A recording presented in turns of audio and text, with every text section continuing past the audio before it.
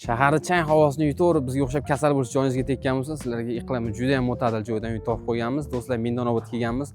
Havosi juda ham zo'r. Orqamda turgan 7 qavatli bino patkulish holatda sotuvlarni boshladi. 1 xonali va 3 xonali kvartiralar mavjud.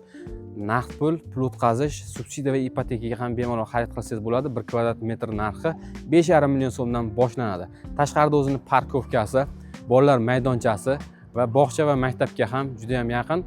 Holatlarni ham ko'rib turibsizlar, juda ham chiroyli holatda qurilgan. Videoga like bosing, uyni olib chiqib ko'rsatamiz. Do'stlar, mana chiqib oldik. Lift mavjud, ko'rishingiz mumkin va liftdan chiqishimiz bilan kengina koridor va har bitta podyezdda 4 tadan xonadon mavjud. Eshiklarni ham sifatli отпечаткали eshiklar o'rnatilgan. Bu xonadonimiz 3 xonalik 75,6 kvadrat metrga ega. Holatlari mana shunday aboy tortilgan, oyoq taglari parket pol qilingan holatda topshiriladi. Patkulish xonadon, vanna xona, hojatxonalari ham alohida qilingan, vanna unitazlari qo'yilgan bo'ladi. Bu tomoni birinchi xonasi ko'rishingiz mumkin. Radiatorlar ilingan holatda, klyuchatorlar o'rnatilgan holatda bo'ladi. Romlari akfa romlarda.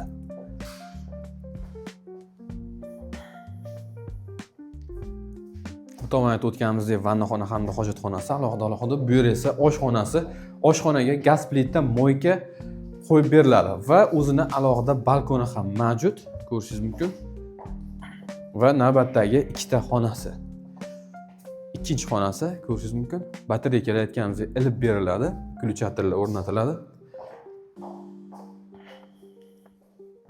Va bu tomonda 3-xonasi.